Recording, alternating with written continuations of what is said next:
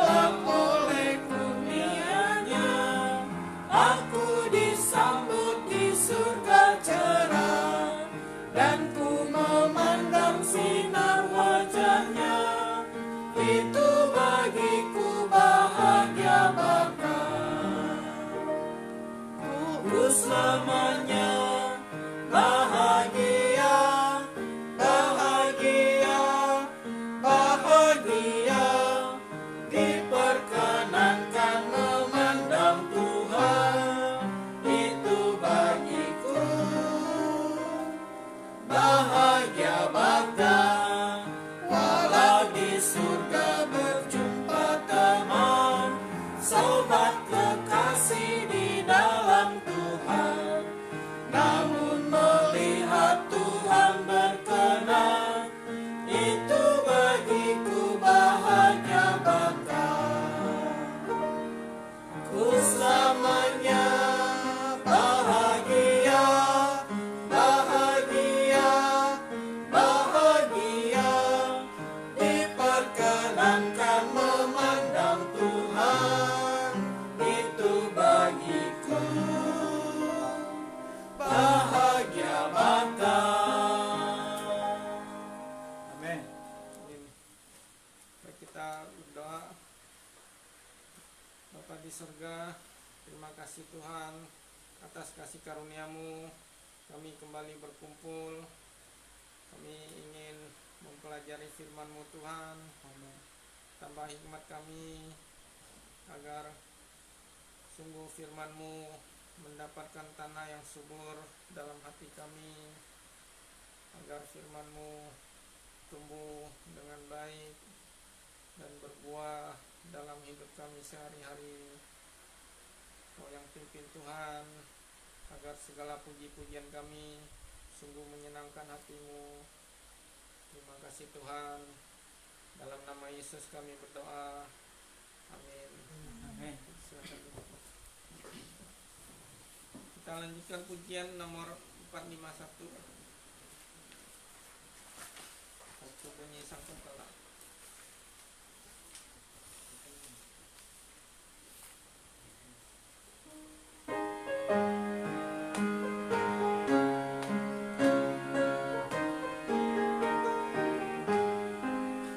Waktu dunia berakhir dan kiamat tibalah, waktu sangkakala Allah menggema, waktu umatnya berkumpul di tempat yang mulia, waktu nama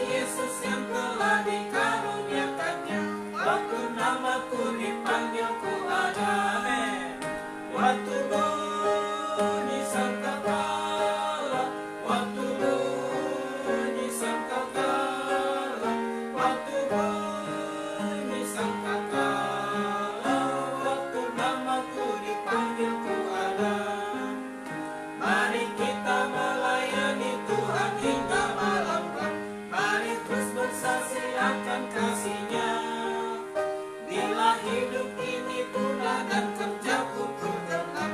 Waktu namaku dipanggil ku ada. Waktu bunyi sangkakala, waktu bunyi sangkakala, waktu bunyi sangkakala, waktu namaku dipanggil ku ada.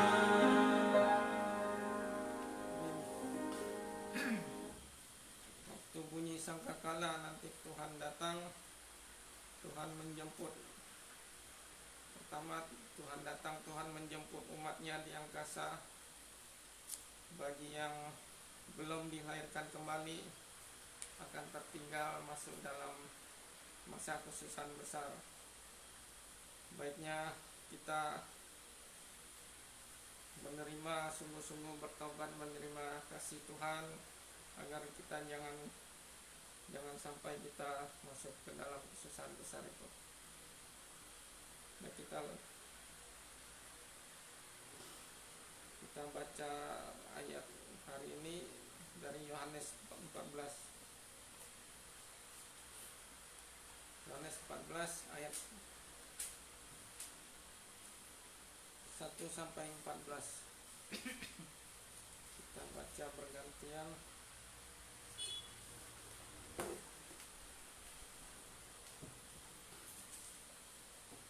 Yohanes 14. Saya bacakan ayat pertama, jemaat ayat kedua, dan seterusnya sampai 14. Ayat 14 kita baca bersama-sama. Janganlah gelisah hatimu, percayalah kepada Allah, percayalah juga kepadaku. Di rumah Bapakku banyak tempat tinggal. Jika tidak demikian, tentu aku mengatakannya kepadamu, sebab aku pergi ke situ untuk menyediakan tempat bagimu. Dan apabila aku telah pergi ke situ dan telah menyediakan tempat bagimu, aku akan datang kembali dan membawa kamu ke tempatku, supaya di tempat di mana aku berada, kamu pun berada. Dan kemana aku pergi, kamu tahu jalan ke situ. Kata Thomas kepadanya, Tuhan, kami tidak tahu kemana engkau pergi, jadi bagaimana kami tahu jalan ke situ? Kata Yesus kepadanya, Akulah jalan dan kebenaran dan hidup. Tidak ada seorang pun yang datang kepada Bapa kalau tidak melalui aku. Sekiranya kamu mengenal aku, pasti kamu juga mengenal Bapakku. Sekarang ini kamu mengenal dia dan kamu telah melihat dia. Kata Filipus kepadanya, Tuhan, tunjukkanlah Bapa itu kepada kami. Itu sudah cukup bagi kami. Kata Yesus kepadanya, telah sekian lama aku bersama-sama kamu, Filipus, namun engkau tidak mengenal aku. Barang siapa telah melihat aku, ia telah melihat Bapa. Tidak percaya. Bagaimana engkau berkata, tunjukkanlah Bapa itu kepada kami? Tidak percayakah engkau bahwa aku di dalam Bapa dan Bapa di dalam aku? Apa yang aku katakan kepadamu, tidak aku katakan dari diriku sendiri, tetapi Bapa yang diam di dalam aku, dialah yang melakukan pekerjaannya.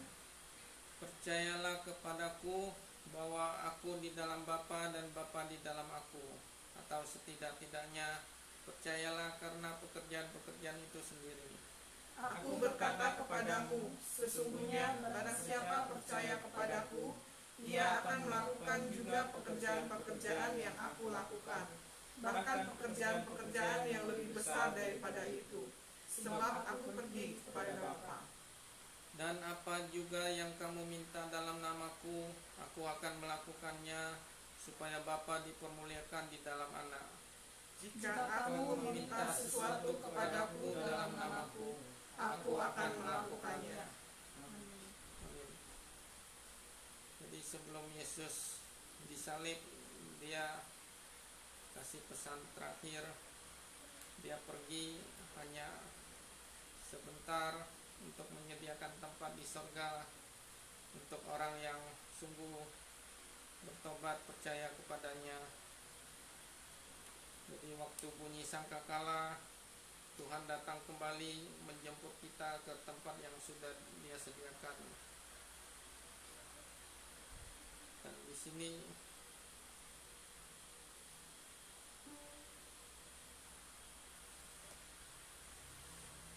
sini Yesus menjawab Filipus ini. Filipus bilang, tunjukkan Bapa kepada kami. Nah, di ayat 9 Yesus katakan, barang siapa melihat aku, ia telah melihat Bapa. Nah, jadi ya di sini kita lihat pribadi Allah itu, Allah yang Maha Esa itu dalam pribadi Yesus, melihat ya mereka berbahagia sekali bisa melihat Sang Pencipta, Tuhan semesta alam datang dalam tubuh manusia.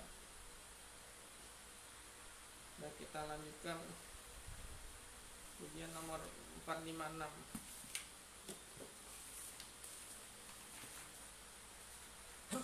Di negeri yang permai. Nanti Tuhan datang menjemput kita ke negeri yang permai.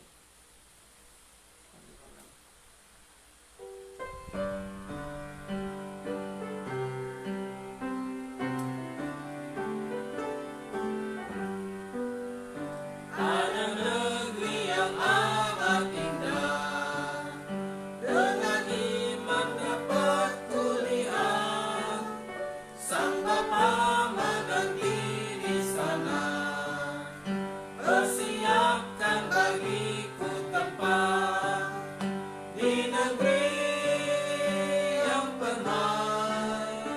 Kita kan berkumpul bersama di negeri yang permai, di pantai yang indah bersama. Kita kan menyanyikan lagu di pantai dengan penuh syukur, dan jiwa takkan lagi pilu, segala susah dan menakabur. Di negeri yang permai, kita kan berkumpul bersama. Di negeri yang permai, di pantai yang indah bersama. Kepada Bapa penuh rahmat, kami persembahkan pujian, karena cintanya penuh berkat. Hidup kami Engkau kuduskan. Di negeri yang permai, kita kan berkumpul bersama. Di negeri yang permai, di pantai yang indah bersama. Kita akan berkumpul di negeri yang permai, hanya orang-orang yang sudah dilahirkan kembali oleh Roh Kudus. Di negeri yang permai kita akan punya istana di sana. Sebelum kita mendengarkan uraian firman Tuhan, kita panjatkan pujian nomor 457, untuk punya istana.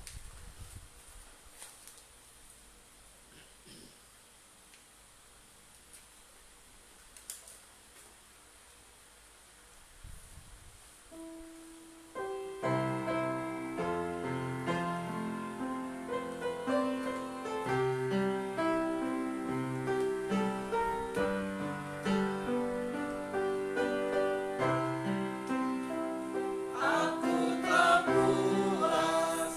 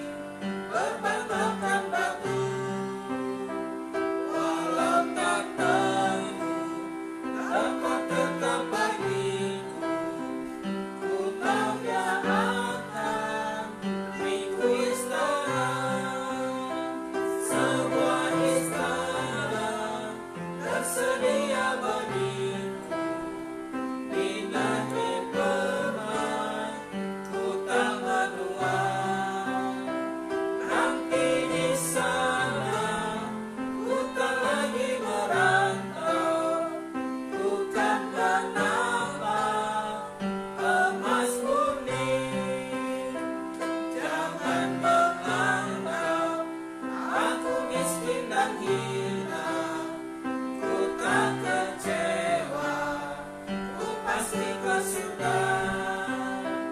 Kini ku jalan mencari kota permai, rumah istana dengan kota. Semua istana tersedia bagiku di negeri permai, kota benua. Nanti di sana ku tak lagi merantau, bukan menambah emas murni. Amin.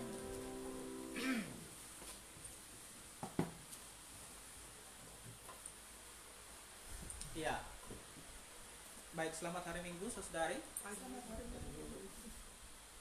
Selamat datang, Alek. Oke. Kita ada nyanyi di negeri permai, di mana masih ada pantai, berarti dalam kerajaan 1000 tahun. Dalam langit dan bumi yang baru tidak ada pantai, karena tidak ada laut. Laut sudah tidak ada lagi nanti di sana. Tetapi dalam kerajaan 1000 tahun, kerajaan damai, Alkitab bersaksi bahwa singa dan domba akan makan rumput bersama. Ada negeri damai, kedamaian 1000 tahun, di mana Tuhan yang memerintah secara langsung.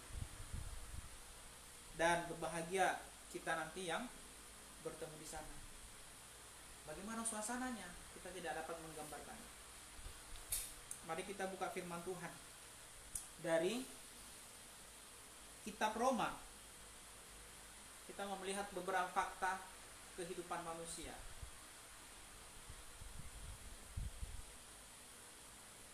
Roma pasal 3 ayat 23. Roma pasal 3 ayat 23. Mari kita bangkit berdiri. Kita membacakannya bersama-sama.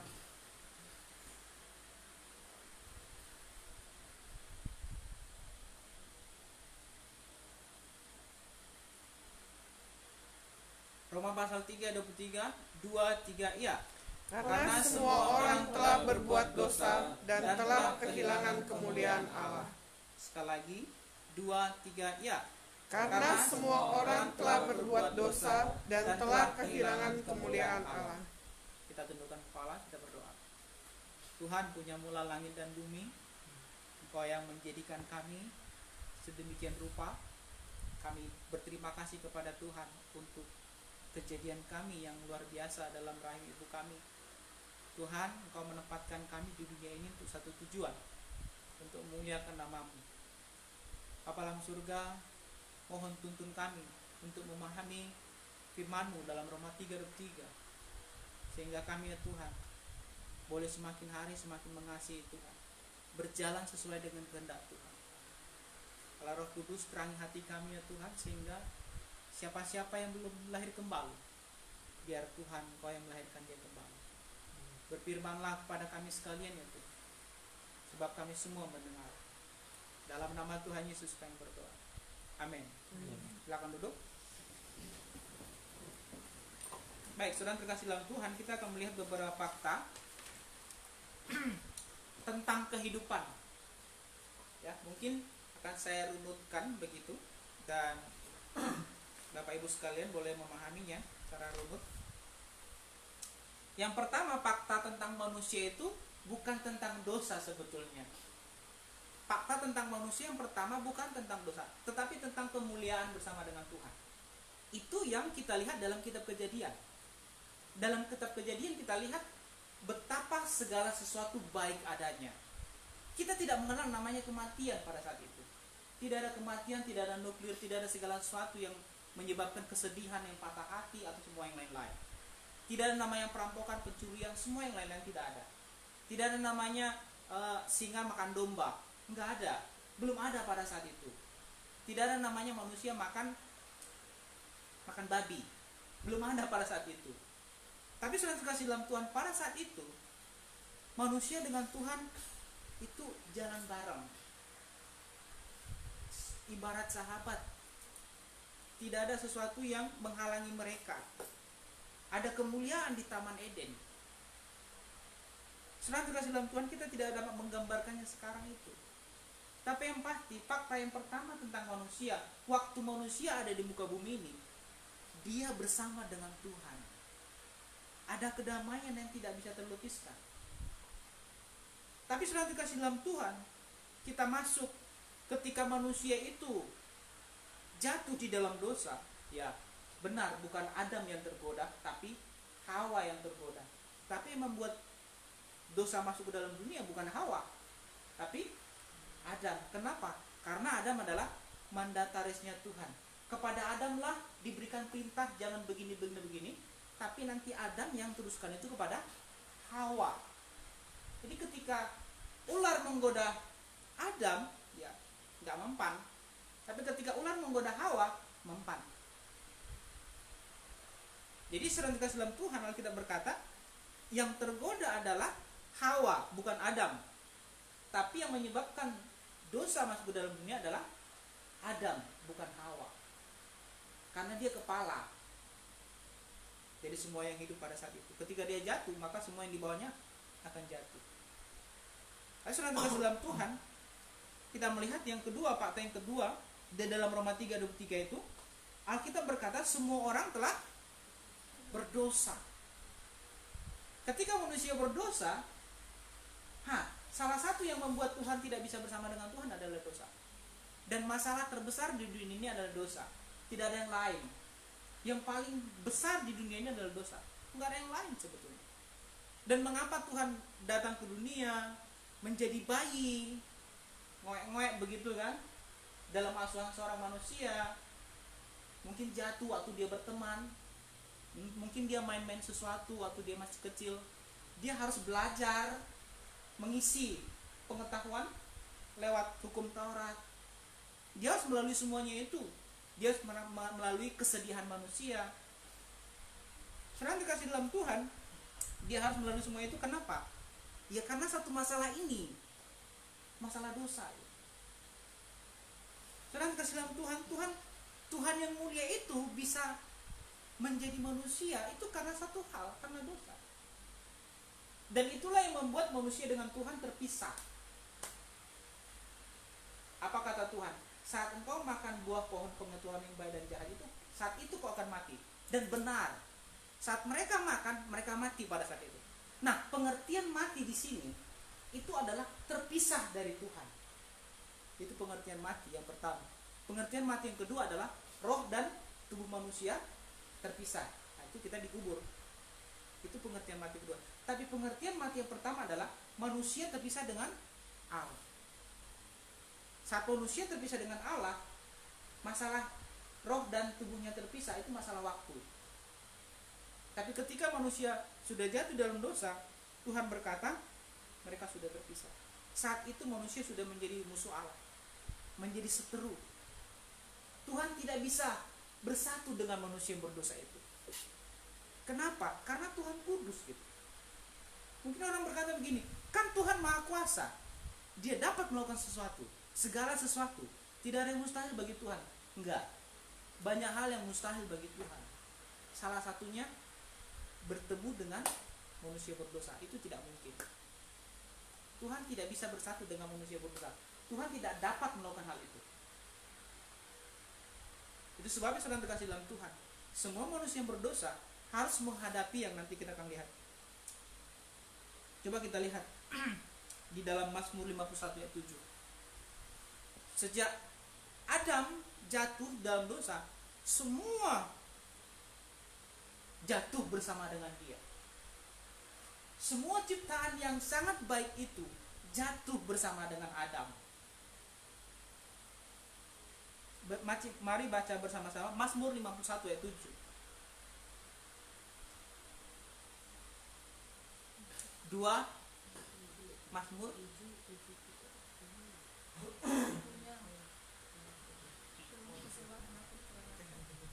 Mazmur 51 ayat 7. Semua harus bersuara.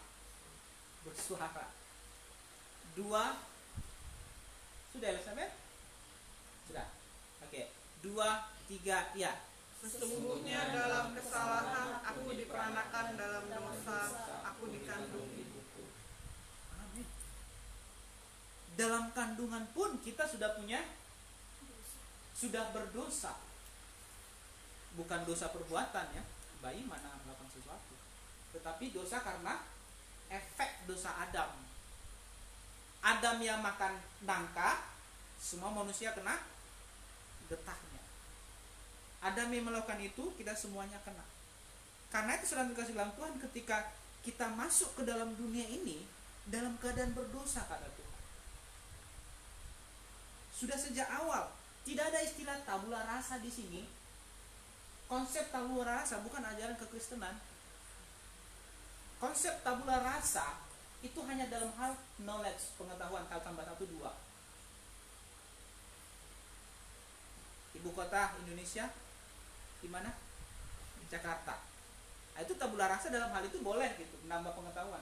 Tapi tentang dosa, tentang tahu benar dan jahat, itu tidak perlu dipelajari. Manusia sudah ada di sana, tahu melakukan langsung tanpa dipelajari.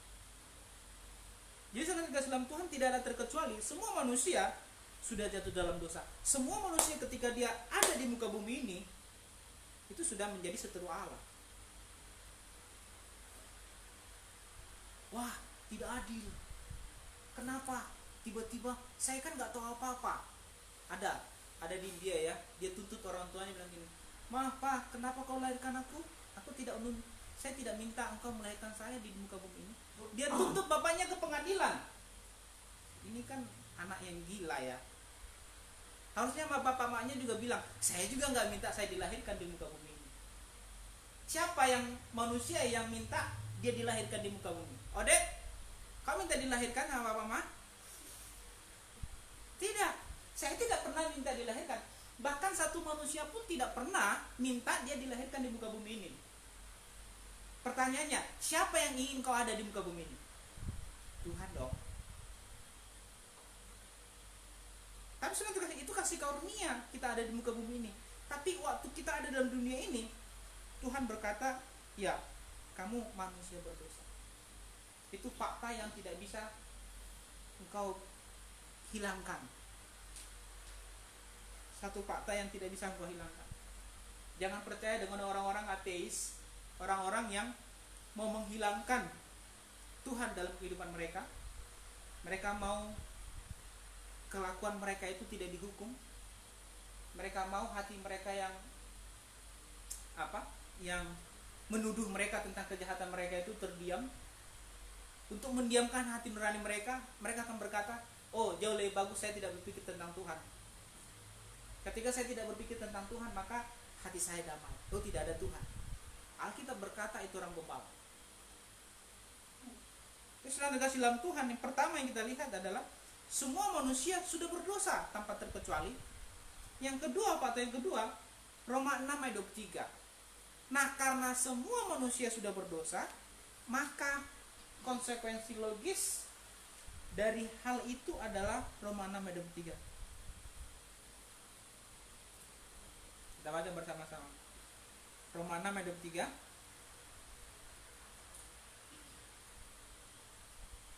Dua, tiga, ya. Sebab upah dosa ialah maut, tetapi karunia Allah ialah hidup yang kekal dalam Kristus Yesus Tuhan kita. Amin. Sebab upah dosa, ganjaran dosa adalah maut. Maut ini bukan hanya bicara mengenai kematian waktu kita di dalam kubur. Tidak. Itu bukan akhir. Maut itu bicara nanti neraka punya. Jadi ketika fakta yang pertama semua manusia jatuh dalam dosa, fakta yang akan selanjutnya adalah semua manusia pasti mati. Tidak ada manusia yang tidak mati. Karena kita berkata, karena Tuhan berkata, kematian masuk melalui dosa. Yang pertama kan ketika manusia itu makan buah itu, dia terpisah dari Tuhan. Ketika dia berjalan hidupnya, nanti akan terpisah roh dan tubuhnya. Dan ketika roh dan tubuhnya terpisah, akhir zaman akan ada penghukuman. Tidak bisa tidak. Kenapa? Karena Tuhan Maha Adil. Tuhan tidak bisa berkata, Elizabeth, karena saya Tuhan maka kau boleh ke surga. Michael, kamu ke neraka karena saya Tuhan. Nggak ada begitu. Tuhan nggak bisa ngomong begitu. Tuhan harus menyatakan keadilannya.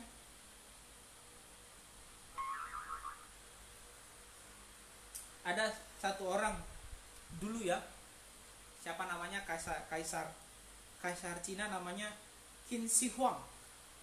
Qin Shi Huang itu karena dia ingin hidup abadi, karena dia lihat semua kematian di mana-mana, dan dia sebagai orang yang berkuasa ingin hidupnya abadi. Dia perintahkan semua yang lain-lain, para pengawal, para pembesar yang lain, cari obat abadi, cari obat sumber hidup yang bisa buat manusia hidup selama-lamanya. Mereka cari kemana-mana dan mereka tidak menemukan. Kita tahu ya, pengobatan Cina itu ya, banyak obat-obat dan lain-lain, dan mereka tidak menemukan. Kaisar ini dengan semua kemegahannya, semua kebesarannya, akhirnya harus menuju lubang kubur. Dia mati. Saya lihat beberapa bulan yang kemarin ada dalam Google, ilmuwan Google namanya Ray Kurzweil, ya. Ray Kurzweil. Dia bilang begini, nanti manusia akan bisa hidup abadi pada tahun 2029. Jadi mungkin ada eksperimen tertentu, mungkin DNA manusia akan dibuat bagaimana dalam sebuah laboratorium. Dengan itu, entah bagaimanapun itu, dengan itu prediksinya, ya nanti manusia akan berharap bisa hidup abadi. Sudah sejak dahulu kala manusia ingin hidup abadi. Manusia tidak ingin mati. Siapa manusia ingin mati sekarang?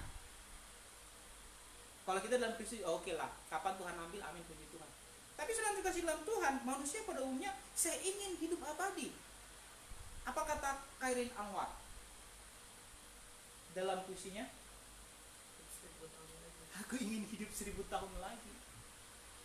Tapi sudah dikasih dalam Tuhan, tidak ada manusia yang hidup 1000 tahun. Siapa yang paling panjang umurnya? Berapa?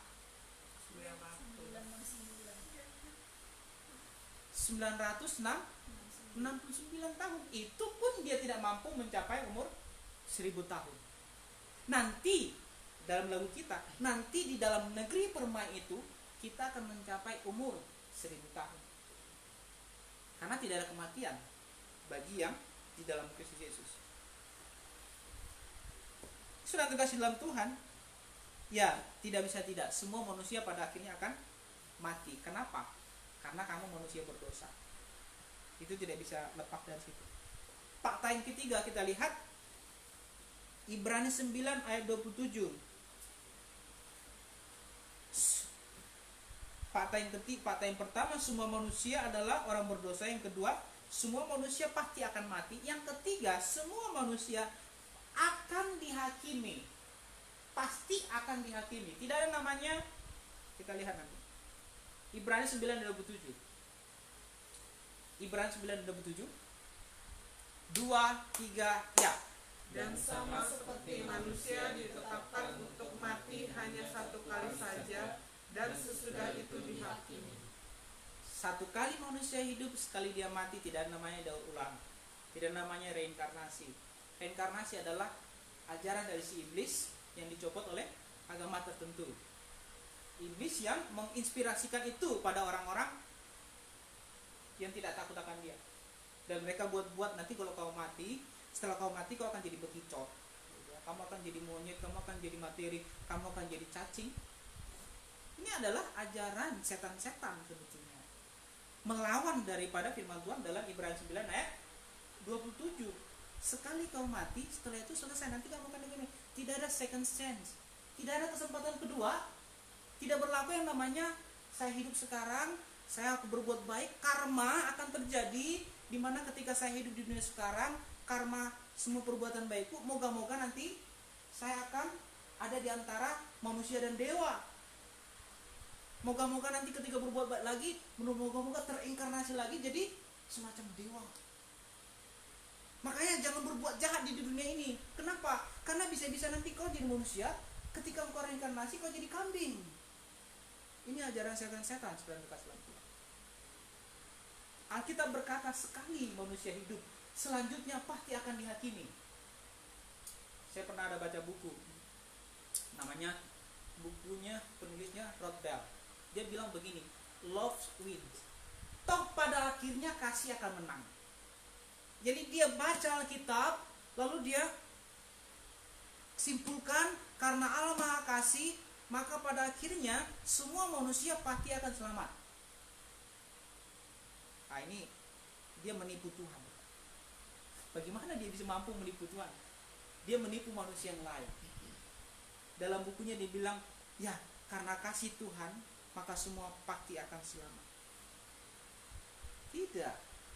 Orang harus percaya. Rod Bell. Coba kita lihat di dalam Matius 23 ayat 33. Apa kata Tuhan tentang neraka? Itu neraka tempat yang real.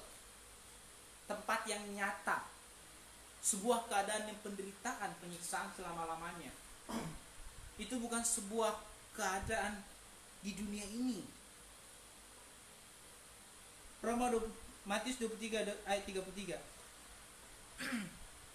Matius 23 ayat 33. Kita baca bersama-sama. 2, 3, ya. Hai kamu ular-ular, hai kamu keturunan ular beludak, bagaimanakah mungkin kamu dapat meluputkan diri dari hukuman neraka? Tuhan Yesus berkata, ada neraka yang real. Tapi saksi Yehova berkata, oh tidak ada neraka. Christian Science berkata, oh tidak ada neraka. Beberapa Adventis berkata, oh tidak ada neraka. Kamu mati ya mati saja. Tidak ada namanya penghukuman.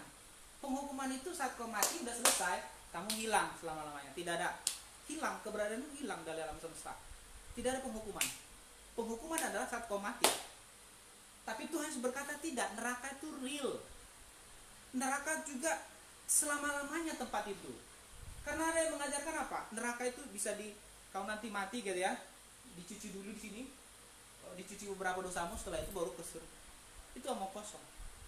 Orang-orang yang mengajarkan kamu mati dicuci dulu, nanti kau doakan banyak orang di situ, semakin banyak doakan kau, semakin cepat kau akan ke surga. Tahu nggak masalah dari ajaran ini? Ada dosa yang tidak mampu Tuhan Yesus sucikan. Karena itu perlu dicuci di api ini. Ini ajaran Yudaisme yang dikutip oleh gereja tertentu. Jadi ada banyak Yudaisme. Jadi dalam tubuh Yudaisme itu ada mazhab-mazhab tertentu. Nah, salah satu mazhab tertentu dalam tubuh Yudaisme itu mengajarkan ada namanya semacam purgatori. Nah, purgatori ini diajarkan oleh gereja tertentu yang lain lagi gitu. Kita lucu gitu. Kita mengajarkan ada namanya, ya kamu mati, kamu masuk sana, nanti kita doain kamu, makin banyak nanti doain kamu, makin cepat kamu akan selesai dari situ. Ini bukan ajaran Alkitab. Alkitab berkata sekali manusia itu mati dan akan dihukum selama-lamanya, tidak ada kesempatan kedua. Jadi dalam hidup ini sudah terkasih dalam Tuhan, tidak ada kesempatan kedua. Ketika engkau ada di dunia sekarang, kau harus sungguh-sungguh bertobat dan percaya Yesus Kristus. Kalau tidak ada yang namanya kesempatan kedua. Alkitab berkata ratap dan tangis, ratap kertak gigi itu ada di sana. Penyesalan gak ada guna. Tidak ada guna. Minta tolong sama Tuhan tidak ada guna. Semua doa-doamu di neraka gak ada guna. Tidak ada gunanya semuanya itu. Tapi kan ada satu nats firman Tuhan berkata begini. Karena manusia tidak Tuhan langsung hukum saat dia melakukan dosa, maka manusia sering melakukan dosa. Kenapa? Karena Tuhan tidak hukum langsung. Misalnya dia mencuri, Tuhan langsung tidak hukum, ya udah dia biasa aja mencuri lagi atau yang lain-lain. Nah, tidak ada takut akan Tuhan. Hidup ini hidup saya. Ya. Saya tidak perlu ke gereja. Alasannya apa? Covid. Padahal dia pergi kemana-mana. Ini orang yang tidak takut akan Tuhan. Tahu nggak kenapa kita tidak online? Saya khotbah di rumah saya dan Bapak Ibu di rumah masing-masing. Itu bukan kebaktian namanya, itu nonton. Jemaat dalam Alkitab, definisi jemaat eklesia itu orang-orang percaya berkumpul dalam suatu tempat yang nyata, yang real. Jadi sedang dikasih dalam Tuhan, kita melihat bahwa semua pada akhirnya manusia itu akan didukung. Semenarik apapun ajaran saksi Yehova untuk menghilangkan neraka itu, mereka akan merasakan akibatnya. Orang bertanya gini, berpikir gini, wih, tapi kan banyak sekali orang yang percaya dengan saksi Yehova. Banyak sekali orang yang ikut dia. Masa mereka salah? Sejak kapan kebenaran ditentukan oleh jumlah pengikut? Sejak kapan kebenaran ditentukan oleh jumlah pengikut? Tidak ada. Justru saudara terkasih dalam Tuhan, di dunia ini yang lebih banyak yang mengikuti siapa? Tuhan atau iblis? Michael? Iblis. Lalu kita akan berkata, oh kalau begitu jauh lebih benar si iblis gitu? Tidak. Kebenaran tidak ditentukan oleh berapa jumlah pengikut.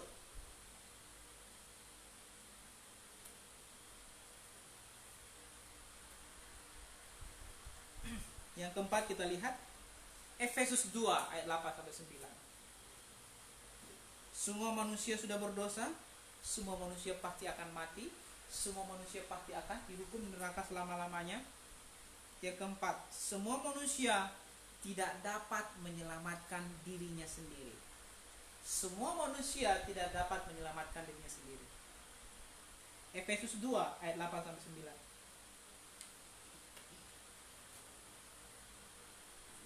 Baca bersama-sama ya. Efesus 2 8 9. 2 3 ya. Sebab karena kasih karunia kamu diselamatkan oleh iman. Itu bukan hasil usahamu, tapi pemberian Allah. Itu bukan hasil pekerjaanmu. Jangan ada orang yang memegahkan diri. Amin. Tahukah Bapak Ibu mengapa banyak manusia menciptakan agama atau aliran atau suatu pandangan dunia? Karena dengan itu mereka berharap bisa masuk surga. Mereka menciptakan tata ibadah begitu ya. Mereka berusaha untuk berpuasa supaya selamat, supaya dosa mereka dicucikan begitu. Setelah mereka puasa, akan mereka seperti lahir kembali seperti anak bayi. Manusia banyak menciptakan agama dengan berharap lewat agama mereka bisa selamat. Tapi ini bukan dari Tuhan. Agama Kristen tidak menyelamatkan siapapun. Tapi sudah terkasih dalam Tuhan, Tuhan berkata apa di sana? Oleh kasih karunia kamu diselamatkan oleh iman. Kepada siapa? Kepada Yesus Kristus. Hanya oleh iman kata Tuhan, bukan perbuatan baik. Siapa manusia yang tidak berbuat baik? Ada? Ada nggak manusia di dunia ini yang nggak berbuat baik? Ada nggak, Alex? Semua berbuat baik? Yang mana yang benar? Semua berbuat baik? Iya? Tidak. Semua berdosa? Tidak ada manusia yang berbuat baik? Oke. Yesus nanti kasih dalam Tuhan, semua manusia itu berbuat baik. Kamu nggak perlu ciptakan suatu agama untuk menuntut manusia berbuat baik. Nggak perlu. Kenapa? Karena gambar dan rupa Allah ada pada semua manusia. Walaupun kita sudah jatuh dalam dosa, kita itu makhluk bermoral. Tuhan ciptakan kita dengan gambar Dia. Kita tahu menghormati orang tua, kita tahu mencuri itu jahat. Hati kita akan tertuduh. Ada moralitas dalam diri kita. Semua manusia, mau dia penyembah berhala, mau dia penyembah batu, semua manusia ada yang namanya moralitas. Serang kasih dalam Tuhan. Jadi Tuhan datang bukan karena manusia tidak melakukan hal yang baik, karena manusia berbuat dosa. Itu poinnya kedatangan Tuhan. Yang awal tadi, poinnya Tuhan datang karena manusia berbuat dosa, bukan karena manusia tidak melakukan apa yang baik. manusia melakukan apa yang baik juga. Tapi perbuatan manusia yang baik itu tidak akan mungkin dapat menjangkau Tuhan. Kenapa? Karena dia harus bereskan dulu dosanya ini. Itulah sebabnya Tuhan datang. Andai kata ada bisa manusia selamat karena usahanya lewat berbuat amal, lewat menciptakan agama tertentu, lewat puasa, lewat banyak sedekah, lewat rajin ke gereja, Yesus Kristus sudah perlu datang ke dunia. Yesus Kristus nggak perlu mati di kayu salib. Kenapa kita berjemaat? Ya karena kita sudah ber-Yesus Kristus. Karena kita ingin memuji Tuhan kita. Kenapa kita berbuat baik? Ya sebagai bukti bahwa kita takut akan Tuhan. Perbuatan baik bukan syarat untuk ke surga. Iman pada Yesus Kristus adalah satu-satunya syarat itu. Karena itu Tuhan berkata apa? Berbahagialah engkau yang tidak melihat namun percaya. Saya tidak pernah melihat Tuhan, tapi saya percaya apa yang Tuhan katakan. Jadi saudara terkasih dalam Tuhan, manusia tidak dapat menyelamatkan dirinya sendiri dengan mengikuti agama tertentu, termasuk agama Kristen. Tidak ada keselamatan dalam agama Kristen. Ada berapa kultus di dunia ini ya. Misalnya begini, kultus ini kan, kalau kamu nggak ikut kelompok kami, kau pasti nggak masuk surga. Kalau kamu nggak ikut gereja kami, maka kau pasti akan nggak masuk surga. Keselamatan ada dalam gereja ini. Tidak pernah kita berkata begitu. Dan kebanyakan masa kultus-kultus, sekte-sekte, apapun dia besar atau kecil, ketika dia menggunakan atau ajaran seperti itu, dia sedang melawan firman Tuhan. Tidak ada keselamatan dalam gereja.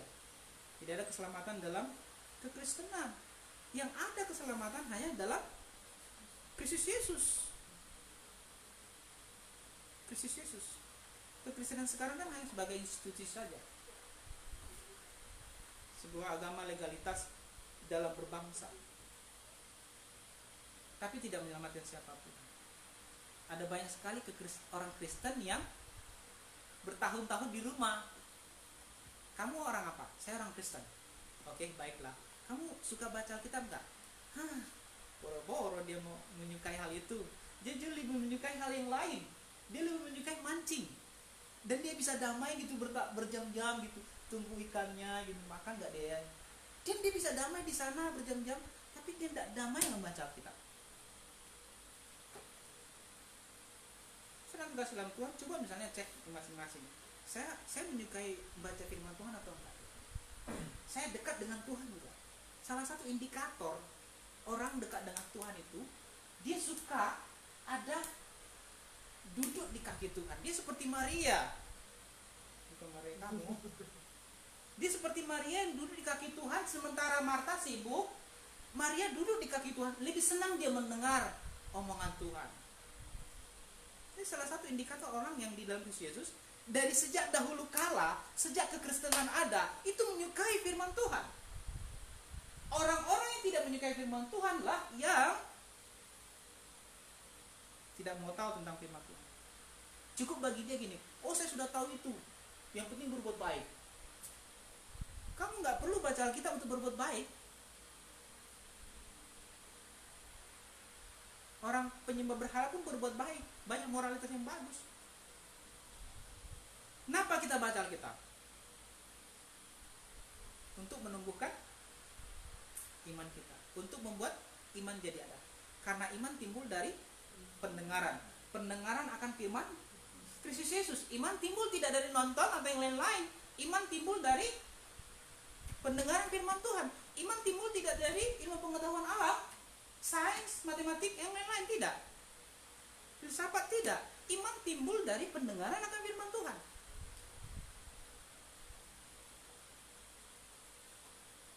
Jadi saudara terkasih dalam Tuhan, ketika ada manusia yang mengusahakan suatu mencapai surga dengan caranya sendiri, dengan berbuat agama, dengan melakukan ini dan itu yang lain-lain, dia sedang menipu dirinya sendiri.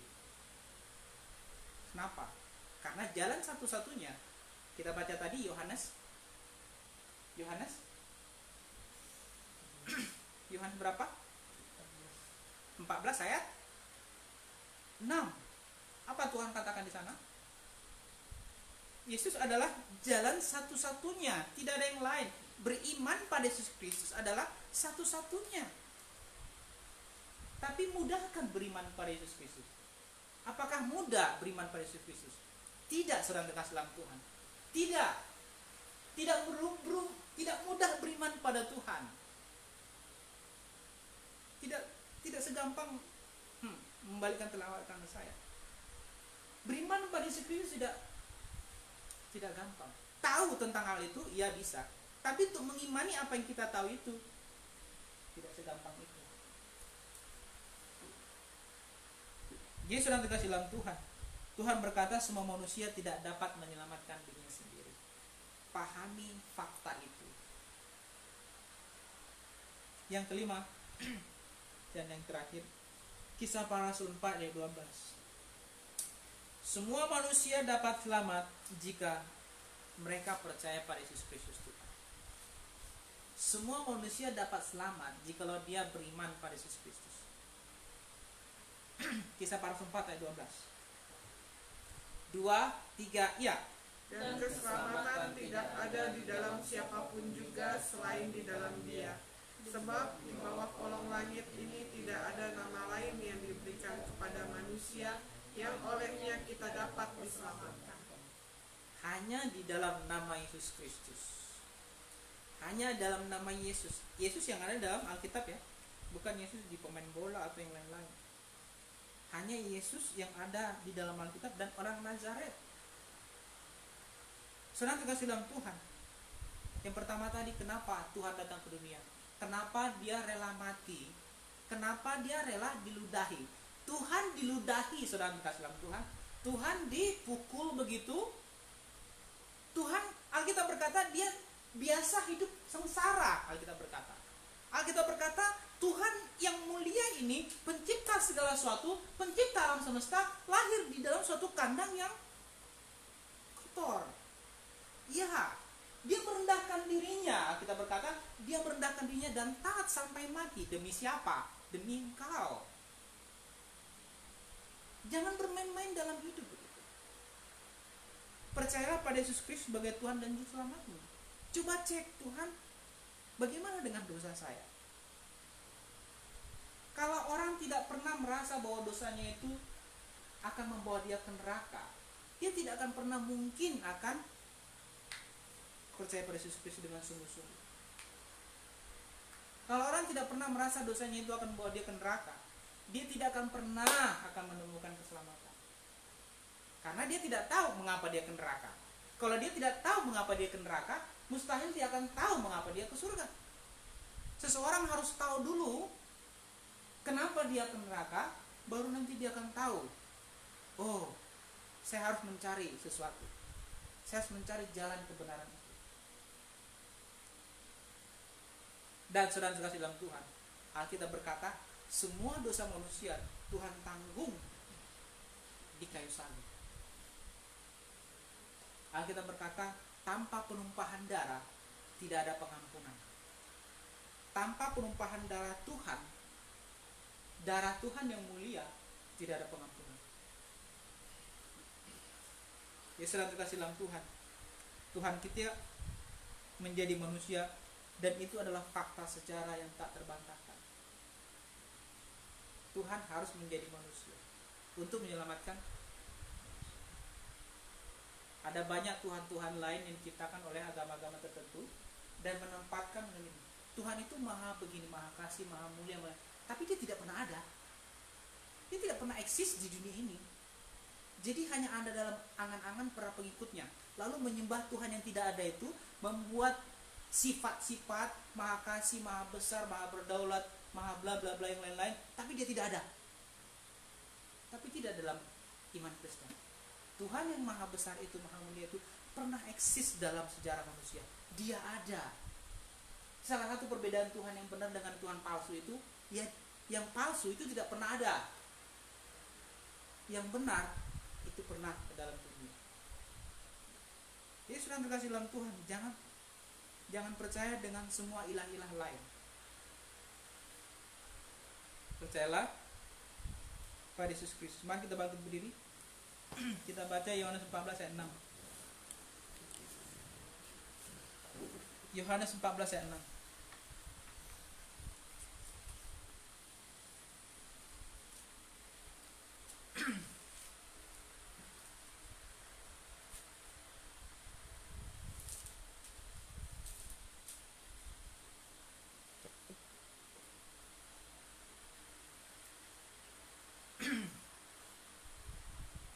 Dua, tiga, ya. Kata Yesus kepadanya, Akulah jalan dan kebenaran dan hidup. Tidak ada seorang pun yang datang kepada Bapa kalau tidak melalui aku. Kita tundukkan kepala. Kita berdoa. Saudara terkasih dalam Tuhan, firman Tuhan sudah diberitakan padamu bahwa engkau adalah orang berdosa. Engkau tidak akan pernah luput dari penghakiman Tuhan. Engkau mungkin sekarang dalam keadaan sehat. Kau masih muda, masih segar. Kau pergi kemana-mana tanpa takut akan Tuhan. Tapi waktumu akan tiba. Akan tiba waktumu suatu saat nanti, di mana tidak ada lagi kekuatan atau engkau tidak mampu melakukan apapun. Karena sesungguhnya engkau tidak berkuasa atas tubuhmu sendiri. Ketika Tuhan panggil engkau dan engkau tidak siap dan engkau tidak di dalam Dia, engkau akan Tuhan buang. Engkau seperti barang yang tidak pernah berguna. Tuhan ciptakan engkau demi kemuliaan Dia, tetapi engkau tidak dipakai untuk kemuliaan Dia. Tuhan akan buang. Engkau seperti sampah bagi Tuhan. Dia akan buang neraka selama-lamanya. Sadari hal itu, saudara kasih. Datanglah pada Yesus Kristus. Kalau tidak, Tuhan akan buang engkau selama-lamanya di neraka. Bapa Surgawi, terima kasih untuk firman-Mu yang mulia. Terima kasih telah datang ke dunia ini. Terima kasih telah mati untuk kami. Terima kasih telah menyelamatkan kami. Terima kasih telah berfirman kepada kami. Terima kasih telah mengetuk hati kami yang keras, hati kami yang jahat. Terima kasih untuk semuanya ya Tuhan. Kami mengucap syukur untuk semua hal itu. Engkau biarlah tetap menyatakan firman-Mu ini.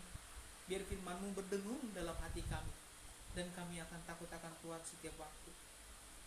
Mohon tuntun jalan kami ya Tuhan. Biar kami boleh menikmati hidup ini dalam takut akan Tuhan. Terima kasih Bapa Surgawi. Terima kasih. Dalam nama Tuhan Yesus kami berdoa. Amin. Silakan duduk, saudari.